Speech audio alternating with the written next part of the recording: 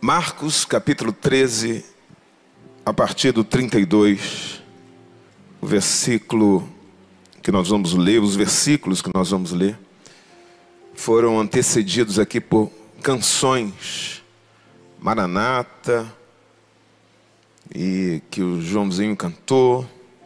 Muito bom, viu, Joãozinho? Ouvi-lo, recebê-lo aqui. Você vai voltar outras vezes. Amém, irmãos? Eu vou ler, depois a Estela vai cantar uma canção aqui. Interessante que esse louvor Maranata, isso é escolhido já há um tempão, muito tempo antes, né? Uma semana antes de saber o tema. E Jesus terminou dizendo: mas ninguém sabe nem o dia, nem a hora em que tudo isso vai acontecer. Nem os anjos do céu, nem o Filho, mas somente o Pai. Jesus está falando da sua volta. Vigiem e fiquem alertas. Repita comigo, por favor, estas sentenças. Vigiem e fiquem alertas. Mais uma vez, vigiem e fiquem alertas. Pois vocês não sabem quando chegará a hora. Será como um homem que sai de casa e viaja para longe, mas antes de ir, dá ordens, distribui o trabalho entre os empregados e manda o porteiro ficar de vigia. Então vigiem, pois vocês não sabem quando o dono da casa vai voltar, se será à tarde, ou à meia-noite, ou de madrugada, ou de manhã. Se ele chegar de repente, que não encontre vocês dormindo. O que eu lhes digo, digo a todos, fiquem vigiando. O mercado está vazio, seu trabalho já parou. O martelo dos obreiros, seu barulho já cessou. Os ceifeiros lá no campo terminaram seu labor. Toda a terra está em suspense, é a volta do Senhor. O Rei está voltando, o Rei está voltando.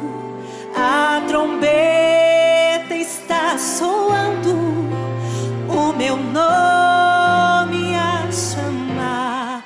Sim, o Rei está voltando, o Rei está voltando.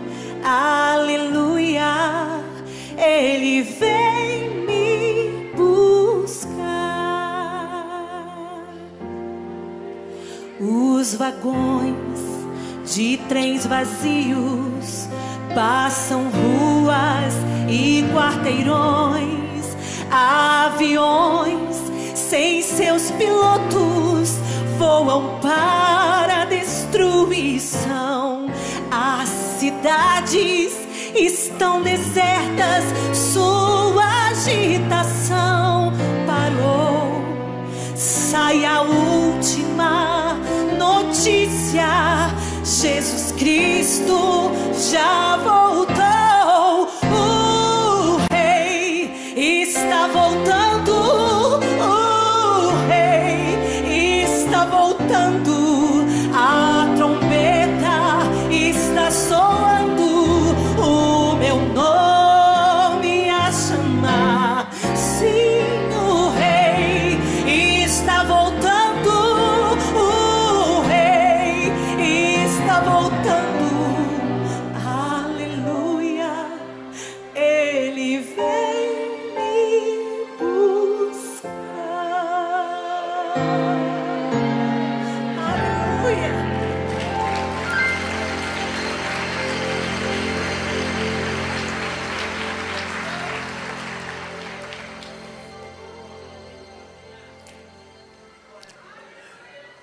Essa semana eu tive uma experiência muito interessante.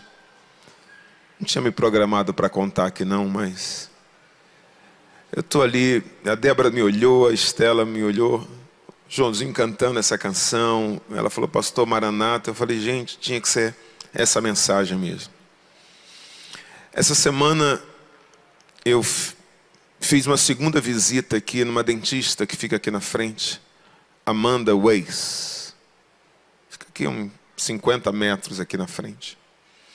Há uns 3 meses, eu passei ali e senti um impulso, assim. Eu tenho muita dificuldade de dizer Deus falou comigo, né? Mas eu acho que nesse caso eu posso falar. Você precisa vir aqui fazer uma oração. Eu falei, gente, eu não fui convidado, não sei se essa senhora é crente, se essa jovem é crente, eu não conheço. Mas falei, deve ser algo do meu coração. E por aqueles dias, deve ter uns 3, 4 meses, eu sonhei que iria no consultório e ia fazer uma oração ali. E desde então, eu passo ali todo dia que eu venho trabalhar, eu venho ali de cima, e eu não me esqueci do sonho, e eu não me esqueci da voz. Você tem que vir aqui orar. Eu fui postergando, vai postergando aquilo, mas depois eu venho. Isso deve ser coisa da minha cabeça, mas eu cheguei a comentar com a Débora, e eu acho que eu comentei um dia aqui no altar. Deus falou para eu ir aqui em um lugar, alguém está mexendo com a cabeça, comentei, né? Comentei aqui. Aí eu tenho uma contenção, né? Eu usei aparelho durante um tempo, e depois que tirei o aparelho, passei a usar uma contenção. E a contenção rebentou. Rebentou aqui na igreja. E quando rebentou, eu pensei, agora você tem que ir lá. Aí liguei para a minha secretária aqui, Jenny, não sei se ela está ali. Jenny, marca para eu ir aqui na doutora Amanda Weiss. Acha aí na internet o telefone. Pastor, é essa? Mandou a foto. Eu falei, é essa daqui mesmo. Pastor, não tem horário, pode ser um outro dentista. Não, tem que ser esse. Ela até sugeriu outro e tal. Eu falei, não, tem que ser esse. Nem o doutor Rogério, que é pastor da nossa igreja, né? Que é dentista. Eu falei, não, quero ir na Amanda. Aí fui lá, só que me deixaram esperando 1 hora e pouquinho. Eu não espero. Mais de meia hora, nunca fui naquele lugar, deixou esperando, eu vou embora. Mas ali eu falei, não, eu estou aqui numa missão. E fiquei. 1 hora e pouquinho. Aí me atendeu, mas não foi a doutora Amanda, foi um outro médico. Doutor Fábio. Muito atencioso, muito educado, e me atendeu. E eu falei, gente, como é que eu vou falar para ele que eu vim aqui para orar? Aí entrei no assunto de igreja, né? Eu sou pastor daquela igreja ali, cara. Falar que dentista é horrível, né? Que é guerra, né? Aí ele falou, eu também sou crente e tal. Aí eu falei, tá. Aí daqui a pouco entra uma jovem senhora na sala, né? Que ele estava, tem mais de uma sala. Aí ele, Amanda, que não sei o que. Eu falei, é essa. Aí eu falei, Jesus, depois você tem que vir aqui fazer uma revisão para ver se ficou legal. Tá bom. Aí na hora que eu fui na recepção pagar, ela chega. Eu falei, é minha oportunidade, o Espírito Santo me deu. Ela foi ali resolver alguma coisa com a recepcionista. Eu falei, Amanda, eu sou pastor daquela igreja ali, eu não sei se você acredita e tal, mas eu vim aqui tratar de uma contenção, mas eu senti de Deus de vir aqui orar, fazer uma oração. Só que agora eu vou começar o meu culto da vitória. Isso devia ser 7 horas numa quinta dessa. E eu vou sair correndo. E eu vou voltar aqui por esses dias. Você me permitiria fazer uma oração aqui? Claro, eu também sou crente. Né? Eu falei, legal. E foi essa semana. Eu voltei lá. Quem me atendeu de novo foi o mesmo doutor. Quando eu saí, ela saiu do outro consultório, meio que eu acho que estava aguardando. E a gente foi ali e eu comecei a orar. Eu disse, Senhor, como aquele texto de Isaías, como os céus são mais altos do que a terra, são os teus caminhos mais altos que os nossos caminhos, os teus pensamentos mais altos que os nossos pensamentos. Eu, de verdade, não sei porque o Senhor me direcionou para aqui para orar. Parece que está tudo bem, mas eu quero abençoar a vida da Amanda, eu quero abençoar a vida do Dr. Fábio, eu quero abençoar a vida do Dr. Natan, eu quero abençoar suas famílias, os seus projetos, todo acordo, toda conversa, todo plano, todo sonho que eles têm. Que esse lugar... E comecei a orar por aquele lugar e dizendo: Senhor, é isso, abençoa, guarda, dá saúde, abençoa. E fiz a oração, assim, disse em nome de Jesus, amém. Quando eu terminei, aí finalmente, o médico que me atendeu, o dentista que me atendeu, ele disse: pastor, o senhor não sabe por que está aqui, né? Eu falei: não. Ele falou: pois eu vou dizer, o Natan aqui sabe. O Natan sei, eu estou todo arrepiado. Pastor, há um tempo atrás eu parei em frente à igreja. Desci de carro, parei ali em frente à igreja e falei com Deus: Deus, manda um anjo dessa igreja ir lá no consultório orar.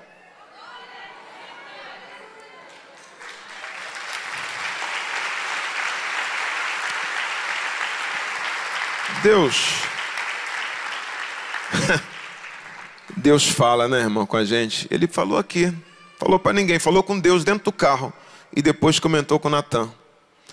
E eu estou incomodado há 4 meses. Eu tenho que ir nesse lugar orar. Eu tenho que ir nesse lugar orar. Que coisa, né? Muito bem. Eu não sei como você chegou aqui nesta noite.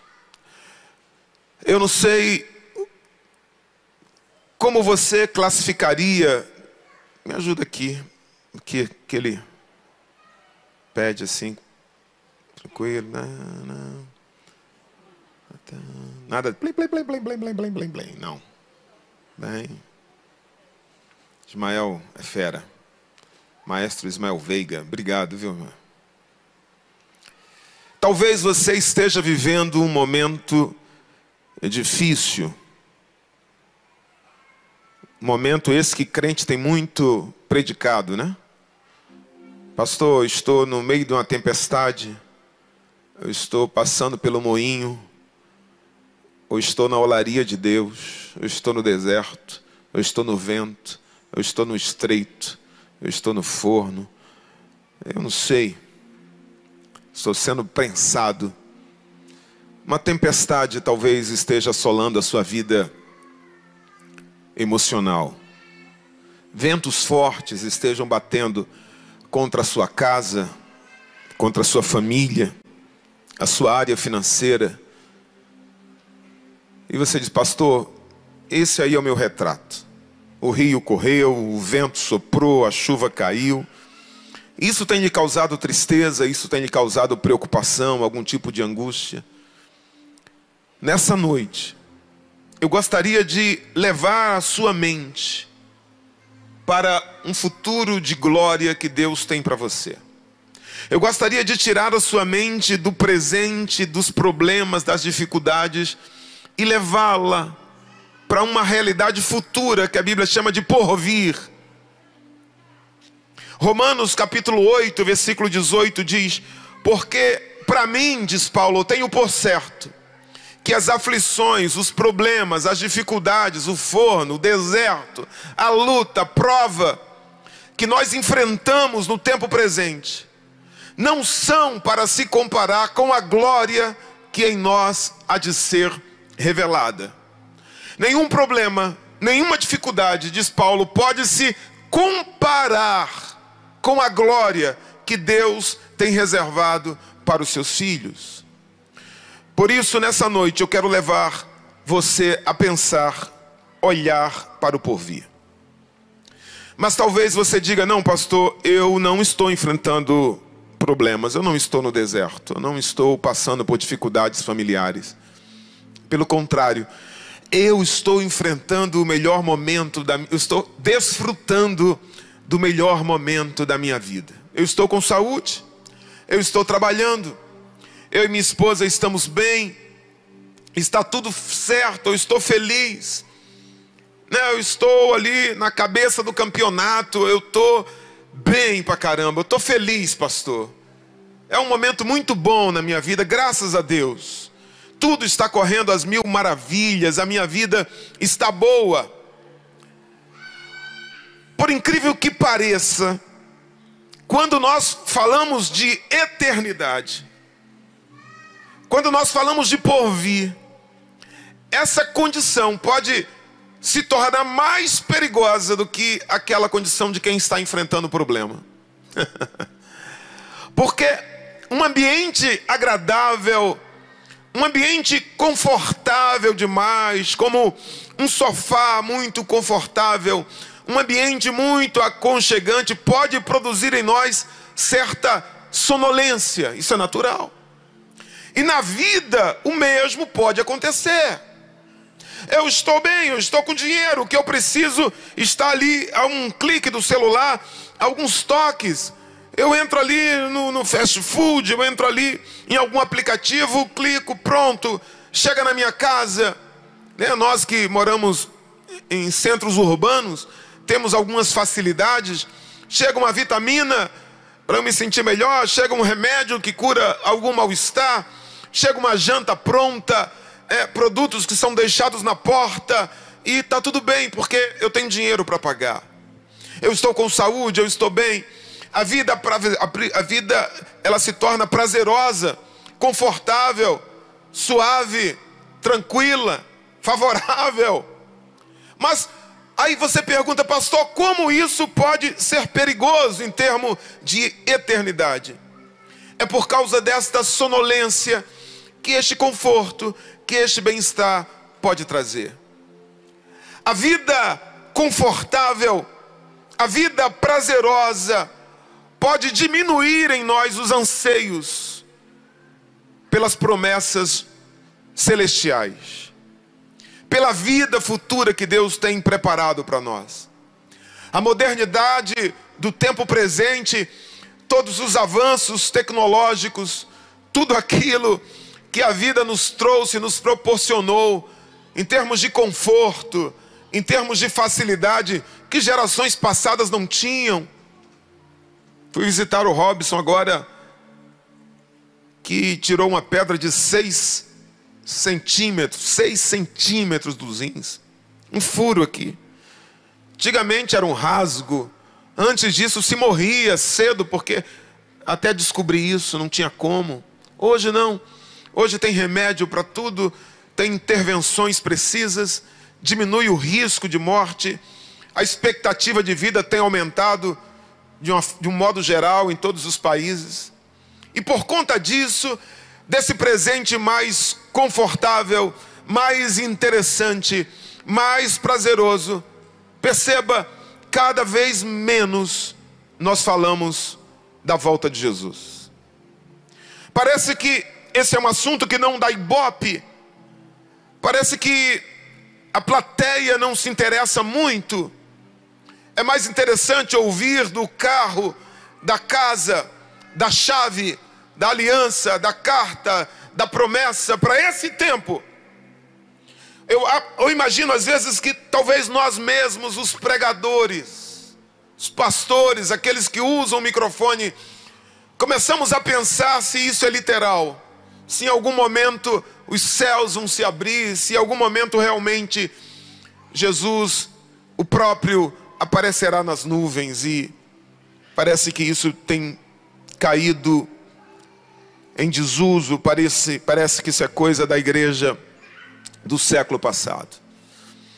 Mas nesta noite eu gostaria também de levar você que está passando por esse momento legal, bom, que está desfrutando desse conforto da modernidade, que está tudo bem na sua casa. Eu também gostaria de levar a sua mente a pensar na eternidade, a pensar nas coisas futuras, nas promessas futuras. Primeira carta de Paulo aos Coríntios, capítulo 2, versículo 9, Paulo diz assim: mas como está escrito, as coisas que o olho não viu, e o ouvido não ouviu, e não subiram ao coração do homem, são as que Deus preparou para os que o amam. Ou seja, por mais conforto que você tenha nessa terra, por mais benefícios que você tenha nessa terra, por mais prazer que a sua condição possa lhe proporcionar nessa terra, escute, nada pode se comparar com aquilo que Deus tem para você na eternidade. Por isso, nessa noite eu quero levar a mente de quem está enfrentando um tempo difícil, ou quem está enfrentando o melhor momento da sua vida e está curtindo demais o tempo presente. Eu quero levar vocês a pensar no futuro, na promessa futura, no porvir. Poucos assuntos na Bíblia, poucos, são tão tratados quanto a volta de Jesus. Há um cálculo que diz que há cerca de 660 profecias gerais na Bíblia. Destas, 333 profecias falam a respeito de Jesus. Destas, 109 profecias foram cumpridas na sua primeira vinda. Mas 224 profecias na Bíblia, tanto no Antigo como no Novo Testamento, são alusões diretas à segunda vinda de Jesus. Existem mais de 1.500 passagens no Antigo Testamento que se referem, de alguma forma, à segunda vinda de Jesus. Em cada 25 versículos do Novo Testamento, pelo menos um aborda a segunda vinda de Jesus. Para cada versículo que fala da primeira vinda de Jesus, quando ele esteve aqui em carne, 8 versículos vão falar da sua segunda vinda. Então, veja que esse é um tema que as Escrituras tratam com extrema importância. E se as Escrituras dão tamanha relevância à segunda vinda de Jesus, é algo que eu preciso me perguntar como pregador: por que não abordamos isso com mais frequência? Eu acho que é algo que deveríamos tratar com extrema importância. Talvez os nossos olhos estejam voltados demais para o brilho do mundo, para as benesses, os prazeres do tempo presente. E isso, claro, tem nos afastado de uma vida de renúncia, de uma vida de oração e, claro, de uma vida de vigilância. Eu vi alguém perguntando um dia: por que antes nós orávamos mais? É porque antes, irmãos, os crentes eram mais humildes em termos financeiros, e os recursos médicos eram mais limitados. Imagine se você morasse numa aldeia ribeirinha do Rio Amazonas, e o seu filho ficasse doente, e você tivesse que pegar um barco, um avião, e andar 3, 4 horas para chegar no médico. É muito provável que você orasse muito mais. Mas como está ali, a gente vai no médico, a gente toma um remédio, a gente ora menos, a gente depende menos. E por causa destas facilidades, a gente também pensa menos na vida futura. E eu olho para a maneira que os crentes conduzem a sua vida e eu digo assim: e para como eu tenho conduzido a minha vida? Eu digo assim: será que eu tenho pensado na volta de Jesus como deveria? Com a intensidade que eu deveria? Eu li um livro uma vez de uma crente que todo dia, quando ela acordava, ela ia até a janela, olhava para o céu e dizia assim: será que é hoje que ele vem? Eu não faço isso. Mas eu creio que, pelo quanto a Bíblia fala, eu acho que esse deveria ser um estilo de vida. Tudo aquilo que fazemos na terra, todas as nossas preocupações, tudo aquilo que ocupa o nosso tempo, a nossa mente, deveria estar subordinado a essa preocupação, a essa realidade. Que realidade, pastor? A realidade de que a qualquer momento Jesus voltará. De que tudo isso aqui, toda essa correria e toda essa preocupação perderá completamente o sentido. Nós estamos muito mais preocupados em encher uma conta bancária, essa é a verdade, eu não estou falando para vocês, eu estou falando para todos nós, do que nos encher do azeite do Espírito Santo.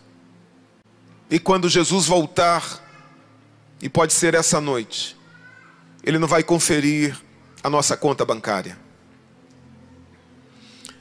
Ele não vai conferir o nosso guarda-roupa. O que vai importar é se temos azeite ou se não temos azeite. Minha pergunta hoje para mim, para Jarmute, para você é: Jarmute, você está preparado hoje, se a trombeta soar hoje à noite? Você está preparado, preparada para a volta repentina do nosso Salvador? No texto que lemos de Marcos 13, Jesus nos alerta enfaticamente, seguidamente, a respeito da importância, da necessidade de vigilância. Ele conta a história de um dono de casa que chama seus empregados e distribui as tarefas e se ausenta por um tempo, mas antes de se ausentar, ele diz assim: olha, eu vou voltar, e quando eu voltar, eu espero encontrá-los atentos. Ponham um vigia, estejam atentos, eu não quero encontrar vocês dormindo, portanto vigiem, fiquem alertas. Parece que a expressão significa a mesma coisa, é redundante, mas é uma redundância que visa trazer a visão daquele dono de casa de como era importante eles estarem atentos, alertas. Quando eu voltar, eu quero encontrar vocês acordados, não dormindo. Obviamente que ao contar esta parábola, Jesus está falando para nós cristãos. Jesus está falando para mim, que recebeu dele um talento, que recebeu dele uma missão, que recebeu dele um ministério, algo para fazer. Mas Jesus diz: olha, vocês podem fazer tudo isso, mas não percam de vista essa informação. Eu voltarei. Eu voltarei. Estejam atentos. Jesus está dizendo: olha lá como você vai conduzir sua vida. Olha lá para onde os seus olhos vão estar voltados. Olha, veja bem quais serão suas prioridades. Não durmam. Não fiquem despercebidos, desapercebidos, né? Não fiquem desapercebidos. Você é daqueles que vivem uma vida atenta a essa realidade? Ou será que você é daqueles que nunca pensam nisso? Escute, Jesus voltará a qualquer momento. Tudo que estamos fazendo aqui como igreja é um ensaio para esse encontro. No versículo 33 do texto que lemos, Jesus diz: vigiem e fiquem alertas. No versículo 34 ele diz assim: olha, coloque um porteiro para que ele fique de vigia. No versículo 35 ele diz: então vigiem, pois vocês não sabem quando o dono da casa vai voltar. Aí ele diz: se será de tarde, se será à meia-noite, se será de madrugada, ou se será pela manhã. Ou seja, ele está falando de uma vigilância constante, cansativa. Talvez eu não seja aquele que virá à noite, então de manhã vocês precisam estar atentos. Talvez não seja de manhã, talvez seja à tarde. O que ele está dizendo é: em todo tempo, essa vigilância deverá ser exercida, mantida. E o motivo ele dá no versículo 36, quando ele diz: para que ao chegar o dono da casa, de repente, ele não encontre vocês dormindo. No versículo 35 ele fala de constância no tempo. E no versículo 37 ele fala da abrangência. Versículo 37 ele diz: o que eu lhes digo, eu digo a todos. Diga: a todos. Jesus não fala aos mais santos, aos mais idosos, aqueles que compreendem teologia, ele fala a todos. A todos, vigiem, fiquem atentos. Todos vigiem. Eu fico pensando, se não bastaria a informação bíblica de que Jesus voltaria. Quantos creem na Bíblia aqui? Quantos creem? Amém? Veja, para cada 25 versículos do Novo Testamento, um fala da volta de Jesus. Eu acho que bastaria, mas Jesus falou assim, não basta não. Não basta não. Isso é tão importante. Falem para eles vigiarem.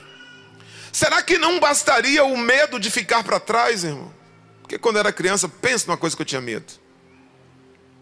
Parece que eu perdi esse medo. Será que perdemos este medo? Mas apesar do medo natural a todo crente, porque esse é o medo de todo desviado. Qual é o medo do desviado, pastor? É morrer fora da presença de Deus. É a trombeta soar e o desviado sabe que vai soar e ele está fora da presença de Deus. Mas apesar do medo natural, a Bíblia resolve falar, vigiem, estejam alertas. Pastor, e a emoção de ver Jesus face a face? Apesar desse pensamento nos emocionar, ainda assim fale para eles, vigiem. Vigiem, por quê? Porque quando eu voltar, pode ser que você esteja dormindo, pode ser que você não ouça o soar da trombeta, pode ser que você não esteja movido pelo Espírito, e se não tiver o Espírito, não vai se encontrar com o noivo, como Rebeca não poderia se encontrar com Isaac, se o servo de Abraão não a conduzisse.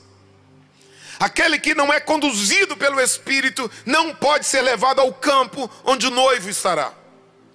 Por isso, de uma vida conduzida, guiada pelo Espírito. E Jesus diz, estejam alertas. Fiquem vigilantes, porque esse encontro vai acontecer. Apesar de crermos na Bíblia, precisamos estar alertas. Apesar de temermos o medo de ficar para trás quando Jesus voltar, precisamos estar alerta, porque esse perigo é real. Apesar do desejo de encontrar Jesus face a face, não podemos ser movidos apenas por esse sentimento, precisamos estar alerta. Sem exceção, todos. Primeiro, porque embora a vinda de Jesus seja certa, o momento é incerto. Diga assim, embora a volta seja certa, o retorno, a hora é incerta. Jesus diz, quanto ao dia e a hora ninguém sabe. Ninguém sabe.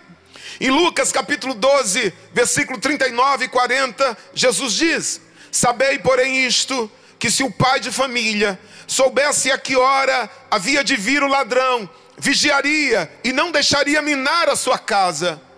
Portanto, estai vós também apercebidos, porque virá o Filho do Homem a hora que não imaginais. Ninguém sabe o dia que o ladrão vai entrar na sua casa, irmão. Jesus usa a figura do ladrão, interessante, né? Ele comia com os publicanos, que eram ladrões. Ele foi crucificado entre dois ladrões e virá como ladrão. Jesus está dizendo, você não sabe que madrugada o ladrão virá. E o Filho do Homem virá assim, como um ladrão, quando ninguém espera. Outro texto, Lucas 17, 34 e 36, ele diz, digo-vos que naquela noite estarão dois numa cama, um será tomado, outro será deixado. Duas estarão juntas moendo, uma será tomada e outra será deixada. Dois estarão no campo, um será tomado e outro será deixado. Eu acho esse texto interessante, porque quando Jesus falou sobre isso, não se havia a menor ideia de que a terra era um globo, né? De fuso horário. Jesus está falando de um evento que vai acontecer num dado momento do globo da terra, em que duas pessoas vão estar dormindo, duas pessoas vão estar exercendo uma atividade matinal e duas vão estar exercendo uma atividade à tarde. Ninguém entendeu nada, hoje nós entendemos. Jesus está dizendo, o momento que ele virá será um momento tão repentino, que dois estarão num lugar, um será tomado, um será tirado, o outro deixado. Por que precisamos estar alertas? Porque não dará tempo de fazer nada. Será um momento único, repentino. Primeira carta aos Coríntios 15, 51 e 52, diz o apóstolo Paulo: eis aqui vos digo o mistério. Na verdade, nem todos dormiremos, mas todos seremos transformados. No momento, num abrir e fechar de olhos, ante a última trombeta, porque a trombeta soará. E os mortos ressuscitarão incorruptíveis, e nós seremos transformados. Em Mateus 24, 27, Jesus diz assim: porque assim como o relâmpago sai do oriente e se mostra até o ocidente, assim será também a vinda do Filho do Homem. Essa passagem faz parte do contexto em que ele conta a história das 10 virgens. 10 virgens que pegam as suas lâmpadas e vão para um local esperar o noivo, para o casamento. E a Bíblia diz que 5 dessas virgens, elas não eram prudentes, eram chamadas de loucas. Loucas porque elas não tinham azeite suficiente em suas lamparinas. E 5 eram prudentes. E a Bíblia diz que o noivo tarda. Ao tardar o noivo, todas dormem. Escute, diga: todas dormem. Todas. Fica a noite, demora, todos ficam desatentos, todos ficam desapercebidos, todos se esquecem de que o noivo está chegando. Mas 5 tinham azeite. 5 tinham azeite. 5 estavam preparadas, mas 5 não estavam. E a Bíblia diz que à meia-noite ouve-se o barulho, os tropézios, o noivo está chegando. E alguém clama: o noivo está chegando, preparem-se. E quando aquelas 5 que não tinham azeite se levantam, acordam, a Bíblia diz que as suas lamparinas estavam apagadas. Elas não estavam preparadas para aquele momento. Esperaram tanto tempo, estavam ali aguardando o noivo como todas as outras. Mas no momento em que o noivo chega, não havia azeite na lamparina. E elas chegam para as prudentes: e me dá do teu azeite. E elas dizem: eu não posso te dar, senão eu vou ficar sem. Vocês têm que ir comprar azeite. E elas vão comprar azeite. Mas quando elas chegam, a porta está fechada. Não dava mais tempo. Elas não participam da festa, das bodas. E Jesus conclui a história. Ele diz: vigiai, pois, porque não sabeis o dia nem a hora em que o Filho do Homem há de vir. Terceiro, precisamos estar atentos, porque nós somos discípulos, nós somos filhos, nós somos lavados, remidos, nós somos comprados, nós não estamos mais nas trevas, nós não somos ignorantes. Então este evento não pode nos pegar de surpresa. Primeira carta de Tessalonicenses 5, 2 ao 6, Paulo diz: pois vocês mesmos sabem perfeitamente que o dia do Senhor virá como ladrão à noite, quando ninguém prepara, quando ninguém sabe. Quando disserem paz e segurança, está tudo bem, está tudo tranquilo, a vida está boa, está tudo certo, eu estou prosperando, eu estou vencendo, portas estão se abrindo, eu estou legal, eu estou feliz. Então, de repente, a destruição virá sobre eles, como dores. A mulher grávida, ela vê a barriga, ela não sabe o momento exato do parto, mas a evidência está ali. E de repente vem a dor, e de modo nenhum escaparão, Jesus diz. Mas vocês, irmãos, olha o que ele diz: mas vocês, irmãos, não estão em trevas, vocês não são ignorantes, para que esse dia vos surpreenda como um ladrão. Vocês todos são filhos da luz, filhos do dia, não somos da noite nem das trevas. Portanto, não durmamos como os demais, mas estejamos atentos, sejamos sóbrios.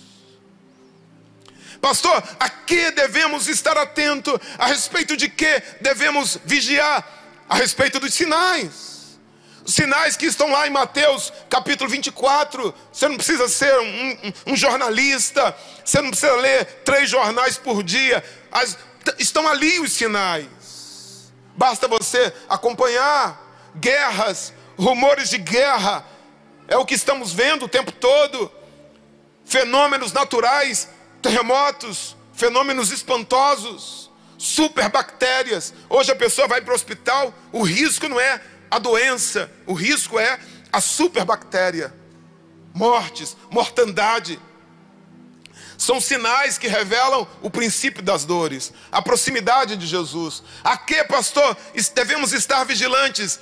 Há discursos incrédulos, pregadores que não creem na vinda literal de Jesus, pessoas que debocham disso, de que Jesus vai voltar. Eu não sei quantos % da minha plateia estão de fato acreditando no que eu estou falando. Eu mesmo hoje tenho dúvidas sobre isso, se crentes de uma maneira geral creem nisso, porque há pregadores que não creem, não pregam. Agora, olha o que Pedro diz. Pedro profetiza, segunda carta de Pedro 3, versículo 3 ao 4, depois 8 ao 10. Sabendo primeiro isto, que nos últimos dias virão escarnecedores, andando segundo as suas próprias concupiscências, e dizendo: onde está a promessa da sua vinda? Porque desde que os pais dormiram, todas as coisas permanecem como estão desde o princípio. Cadê os sinais da vinda? Faz muito tempo, meus avós pregavam sobre a volta de Jesus. John Wesley pregava sobre a volta de Jesus. Martim Lutero, na Idade Média, pregava sobre a volta de Jesus. Cadê? Vocês acreditam nisso ainda? Aí Pedro continua: mas amados, não ignoreis uma coisa: um dia para o Senhor é como 1000 anos, e 1000 anos como um dia.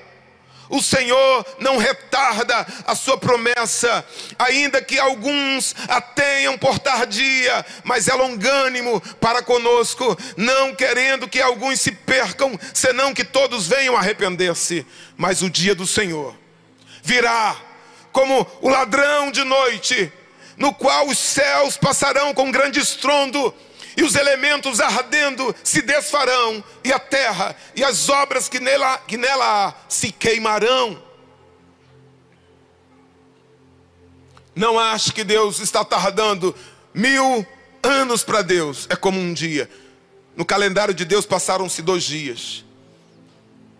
A respeito de que, pastor, devemos estar vigilantes? A respeito dos prazeres e das preocupações que querem tomar conta do coração do discípulo. A respeito de sentimentos que querem tomar conta do nosso coração. Eu acho lindo o texto de Salomão, que ele diz assim: sobre todas as coisas, o que se deve guardar, guarda o teu coração. Eu acho interessante, porque dele procede as saídas da vida.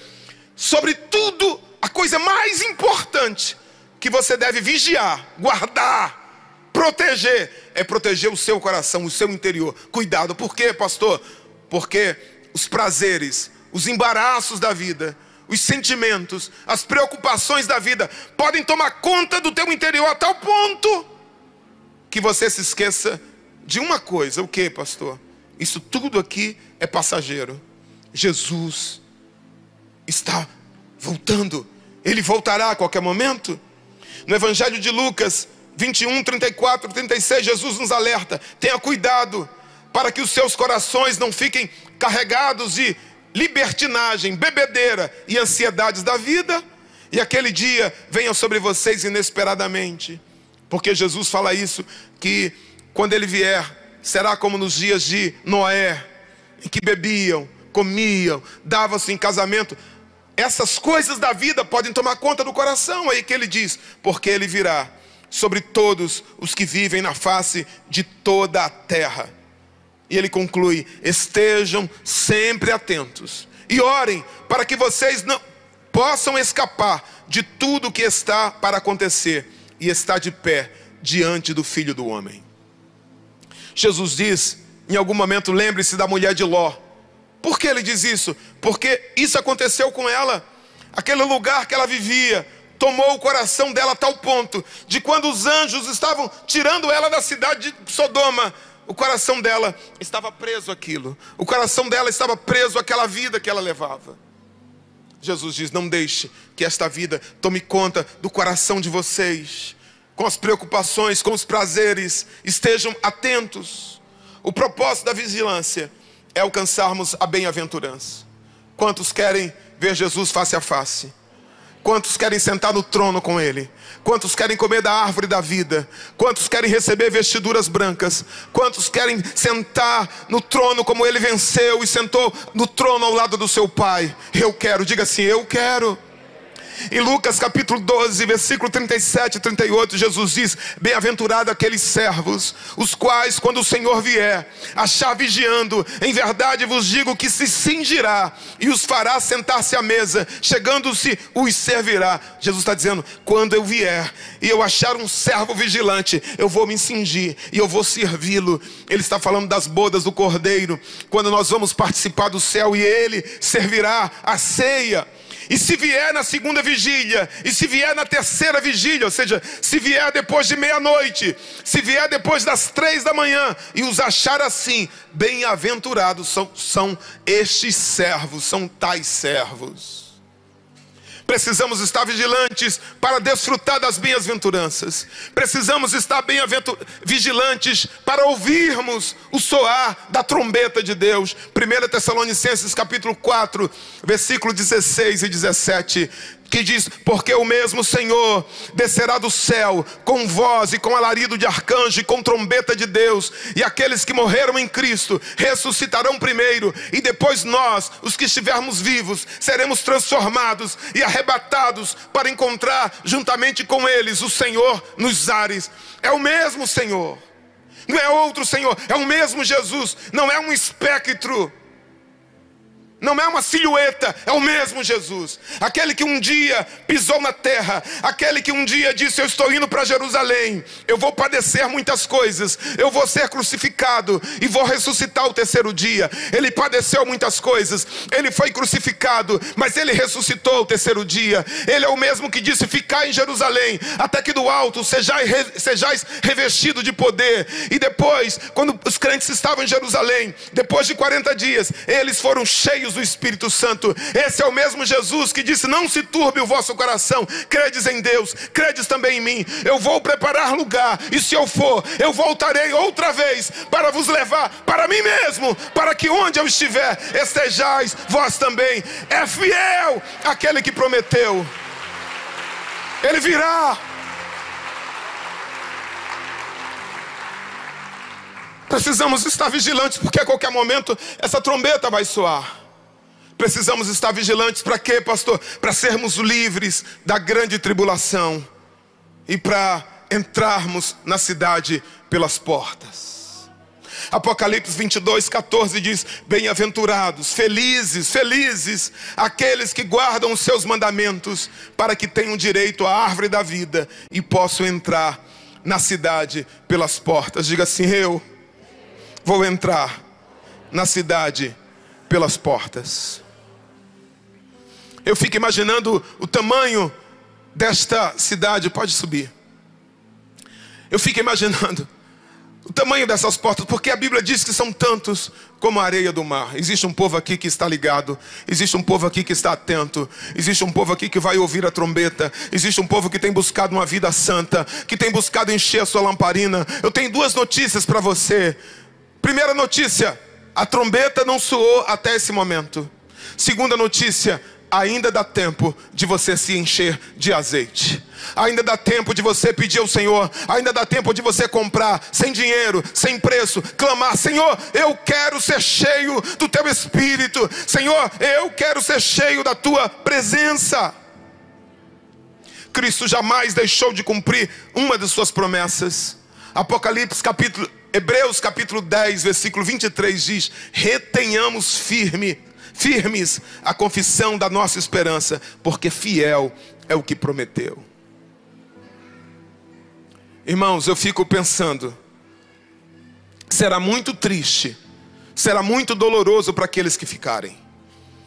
Quando eu penso nos ímpios, quando eu penso naqueles que debocharam da fé, aqueles que debocham abertamente de Deus, da palavra, do estilo de vida cristão, eu digo: esses vão pagar um preço muito alto. Porque Um dia, quando Jesus voltar, como nós cantamos, todo joelho vai se dobrar. Inclusive esses que não dobram, que não se curvam, um dia terão que se curvar. Mas para o crente que esteve tão perto, para o filho que estava com a lamparina na mão, que veio ao culto, que escutou a palavra, que fez parte da caminhada, do caminho, mas não vigiou, mas não levou a sério, quando Deus, através dos anjos, dos pastores, lhes anunciava a volta de Jesus. Imagine a confusão que será no mundo quando Jesus voltar. Imagine. Eu fico pensando, irmãos, deve aparecer notícias de que OVNIs abduziram crentes, pessoas, como foi cantado, aviões sem piloto, trens com vagões vazios, maridos desesperados, buscando a esposa crente, esposa procurando o marido servo de Deus, filhos de crentes, mas que não são filhos de Deus, buscando as suas mães, com seus coques, com suas vidas no altar.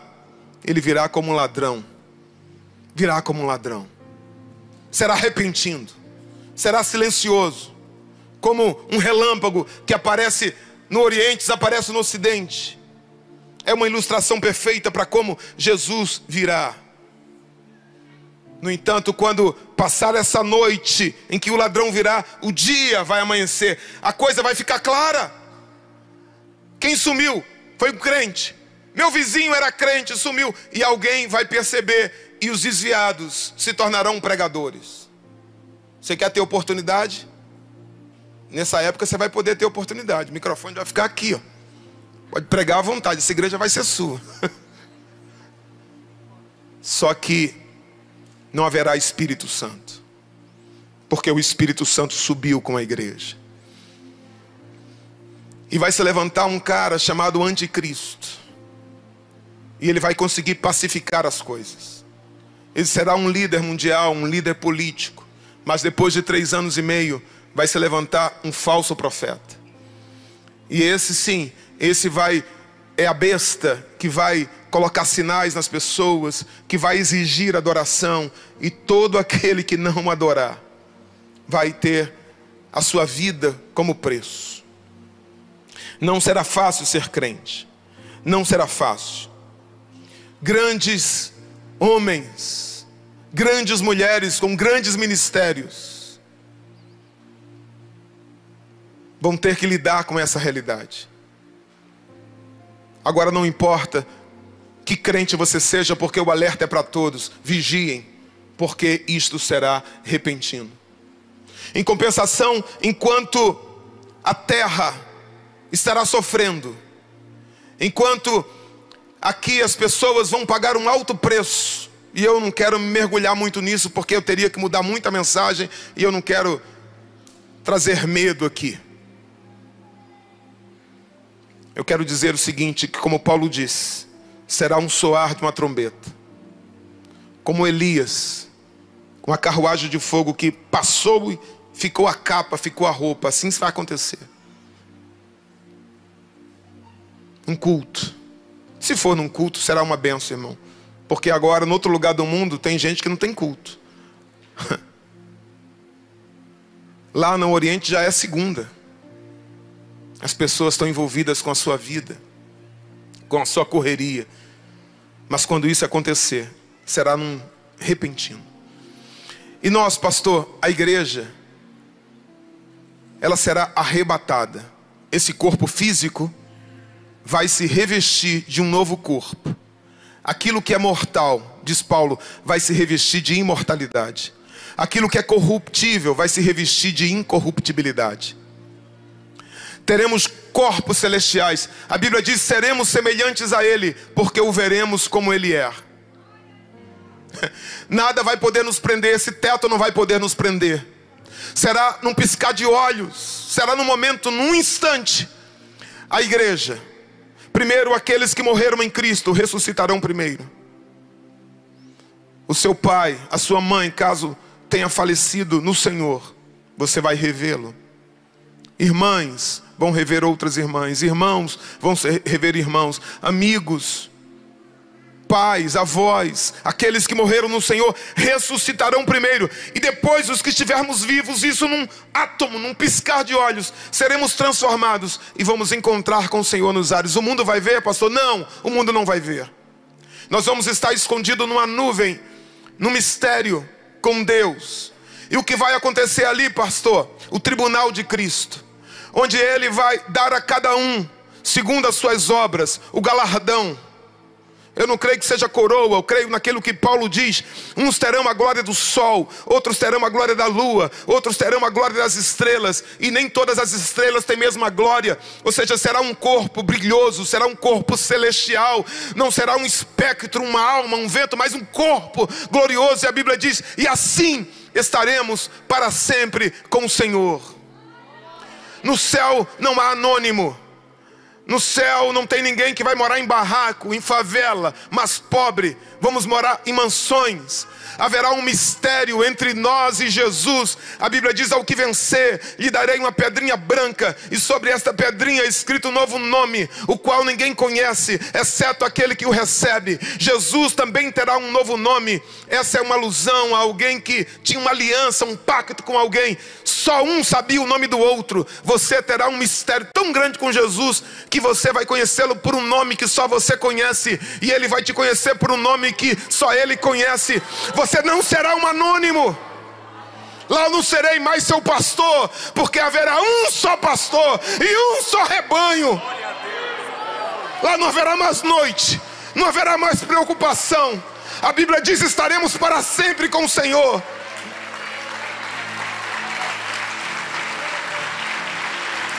Não haverá mais lágrimas, nenhuma tristeza, nenhuma dor. Lá, Joãozinho, lá você vai ver como eu estou te vendo. Só que lá eu vou cantar tão bem quanto você canta, porque vamos estar juntos no mesmo coral. Que coral, pastor? O coral, não o coral dos anjos, que é o coral da criação, o coral da igreja. Digno é o Cordeiro de tomar o livro e de abrir os seus selos, porque foi morto e com o seu sangue comprou homens de todos os povos, tribos, línguas e nações, e os fez para o nosso Deus reis e sacerdotes. Você vai ser rei e sacerdote, rei e sacerdote. O tribunal de Cristo nas nuvens ainda. Fomos para o céu, pastor? Não, ainda nas nuvens. Aí a igreja vai para o céu. Fica de pé, irmãos.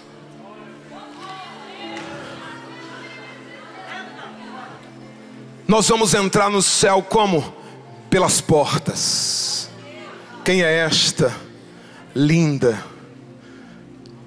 imaculada. Os céus estão aguardando. Deve ter uma avenida muito larga no céu. Os anjos vão estar lá esperando a igreja. Nós vamos marchar como um exército, como um povo. Jesus estará na frente. Ele não vai passar a igreja para o Pai ainda, vai passar isso depois do milênio. Mas nós vamos para onde, pastor? Nós vamos para as bodas do Cordeiro, quando haverá o coral, quando nós vamos participar de uma ceia. Qual é o idioma, pastor? Não sei. Alguém falou que é língua estranha, xarabala. Não, irmão, não sei que idioma que é. Mas é uma língua nos céus. Não deve ser o português não, que o português é pobre. Mas nós vamos aprender imediatamente o idioma. Você não vai precisar fazer pergunta nenhuma. Por quê? Porque a Bíblia diz que o mar será de cristal. O que é isso? Não haverá mistério. Todas as coisas serão reveladas automaticamente à sua nova mente. Você vai entender tudo, compreender tudo, eternamente com o Senhor. E a igreja vai parar diante dos portais celestiais. Aí vai acontecer algo que está lá no Salmo 24. É Salmo 24? Deixa eu ver aqui. Eu acho que é Salmo 24. Salmo 24. Salmo 24 a partir do versículo 7. Vamos ensaiar aqui? Quem quer ensaiar? Quem vai estar lá, irmão? Ó, vou praticar a ordem unida com vocês, tá bom? Ó, direita, esquerda, direita, esquerda. Vamos lá, estão achando? Jesus está na frente, ó.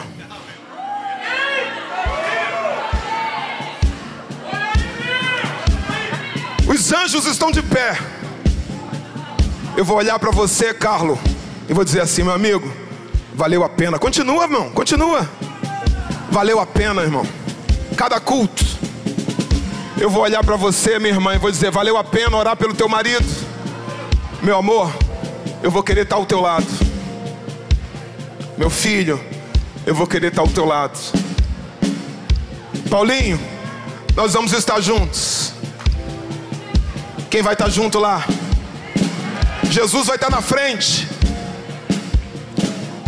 E a igreja vai parar diante dos portais celestiais. Vamos lá, vamos parar.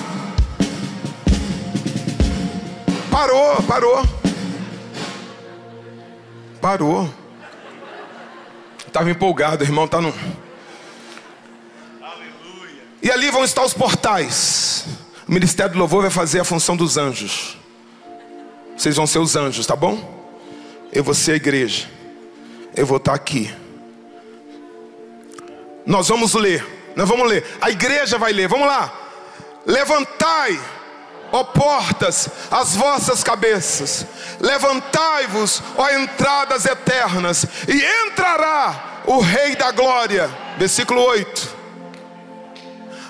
Aí os anjos vão perguntar. Vamos lá, o amarelo, os anjos estão perguntando: quem é este o Rei da Glória? A igreja: o Senhor forte e poderoso, o Senhor poderoso na guerra.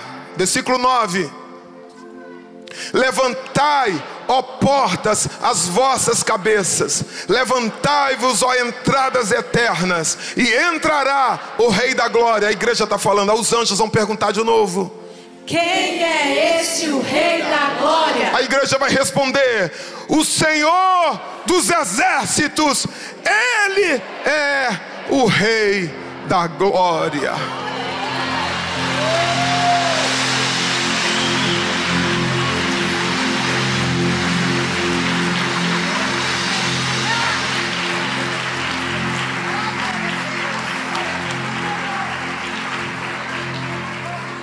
O mercado está vazio, seu trabalho já parou.